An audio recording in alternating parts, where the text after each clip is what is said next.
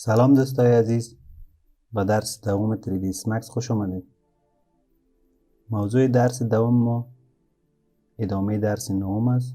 از قسمت کامن پنل، کرید، شیپس، لاین میخوانیم.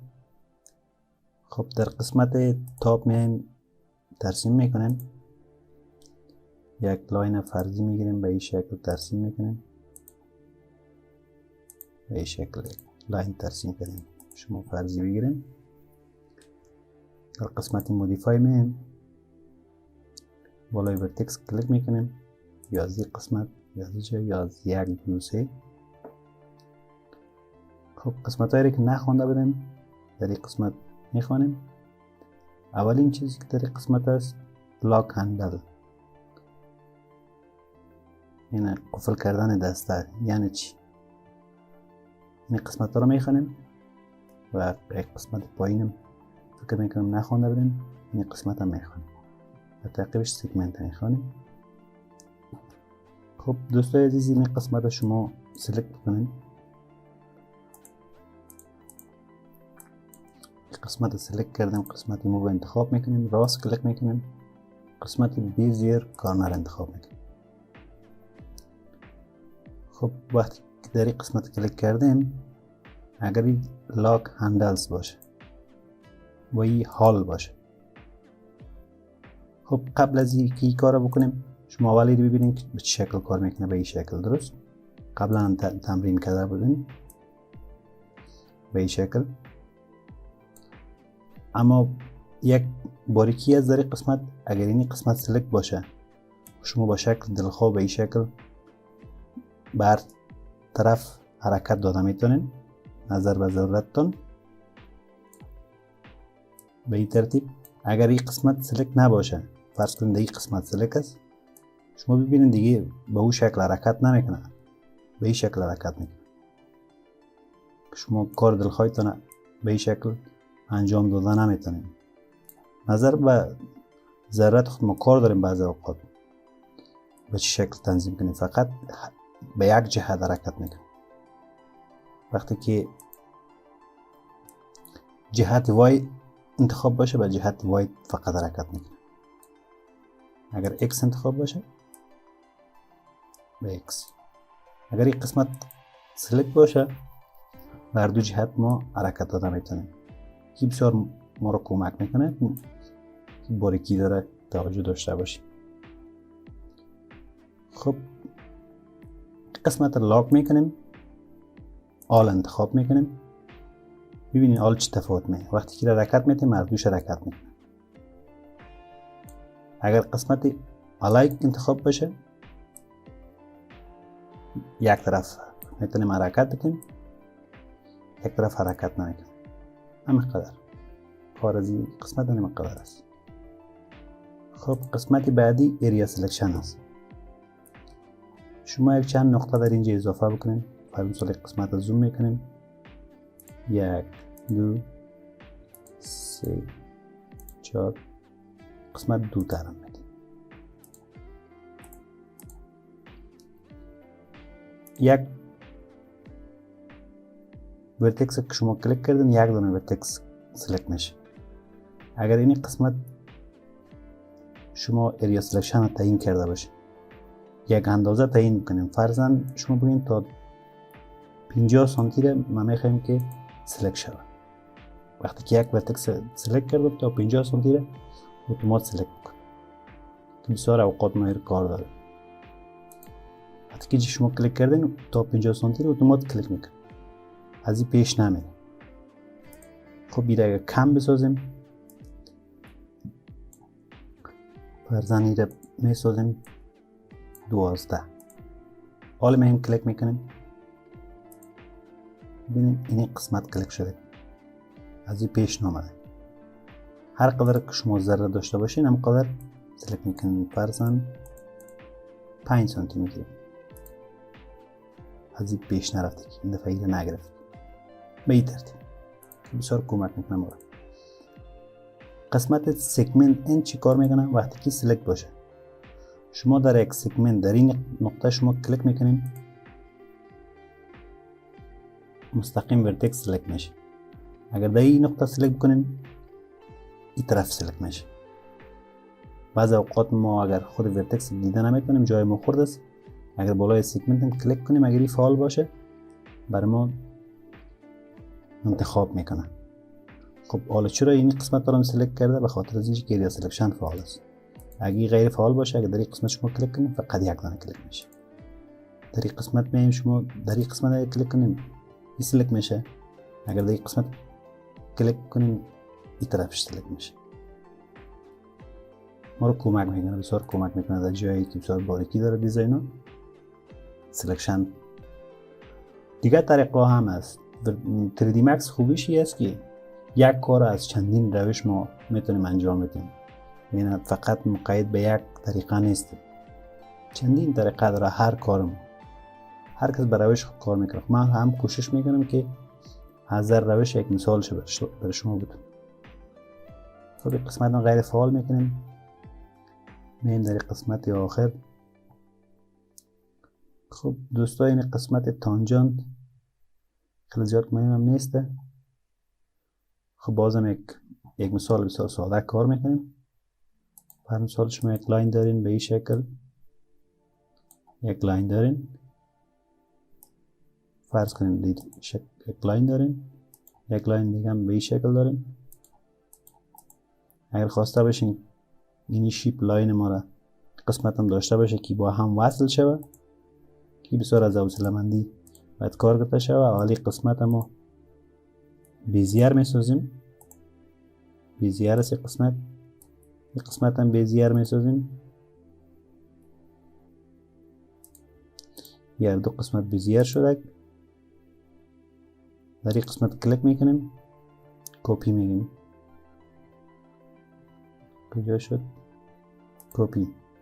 در این قسمت کلیک میکنیم، دوباره میایم در این قسمت پیست میگیم. پیست گفتیم ببینید این تغییر داد خدا. وقتی که ما اسپلاین رو انتخاب کنیم این بیاریم در این قسمت، این با هم اتصال میگیره. هم میلان خدا فلوریت خود به حساب اجست میکنه. خیلی زیاد کارم نداریم. خب ما به خاطر از اینکه در اینجا هست مجبور یک راهنمایی بکنم که چی هست. خب قسمت بعدی در اینجا دوستا هاید است. هر ورتکس خواسته باشیم هاید میتونیم، دوباره انهاید میتونیم. هر ورتکس خواسته باشیم دلیت میتونیم. خب هر ورتکس خواسته باشیم بند میتونیم. بند چی کار میکنه؟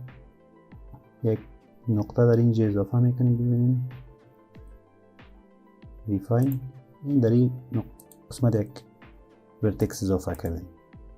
میخواییم که این قسمت بند بسازیم. همراه از این قسمت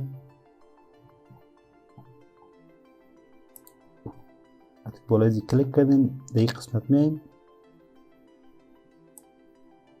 حرکت میتیم میریم در این قسمت. نظر به این نقطه برای ما این فاصله را ایجاد میکنه، این نقطه ما را وصل میکنه. توجه شدین در این قسمت. خب در اینجا یک شکل تغییر میکنه. میره خواسته باشیم انبند میتونیم. که حالا چرا شکل تغییر نکرد؟ به شکل سیاه میشه خاطر از اینکه به ورتکس تبدیل شد. دوباره انبند میکنیم، در این نقطه جابجا شده. دوباره ما دیگه میتونیم تنظیمات خود انجام بدیم. خب دوستای عزیز قسمت بعدی دلیت هم گفتیم، دیگه چیزی خاص در این قسمت نمونده. خب چیزی خاص در این قسمت نیست. اگر سوال باشه شما میتونید در کامنت بگید. در قسمت مشکل داشته باشید میشه باز درس بعدی یک مرور بکنیم. خب قسمت بعدی سگمنت است. بالای سگمنت کلیک کردیم، اینجا بسیار آپشن است. آپشن هایی که مربوط به سگمنت است، بعضی هایش غیر فعال است که مربوط به سگمنت نمیشه، مربوط به اسپلاین است یا مربوط به ورتکس است. خب ریفاین در این قسمت دوستان، شما وقتی که بالای ریفاین کلیک کنین در هر قسمت ورتکس شما کلیک بکنین یک نقطه برای ما ایجاد میکنه مثل ورتکس سوری. ولی یک تفاوت هم داره که اگر ما اینجا کلیک کنیم در قسمتی که خواسته باشیم ورتکس اضافه کرده میتونیم. تفاوت در قسمت دیگه است، در قسمت انزرت است. در ورتکس هم به این شکل خوانده بودیم، اگر انزرت کار بگیریم هم نقطه میده هم برای ما حرکت میده. تفاوت اینجاست. من فکر کنم در اونجاست، اونجا فقط ورتکس اضافه میکنه.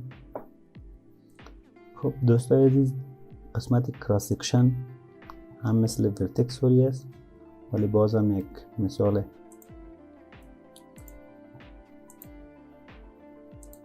یک لاین در این قسمت رسم میکنیم، یک لاین هم فرض کنیم در این قسمت رسم میکنیم.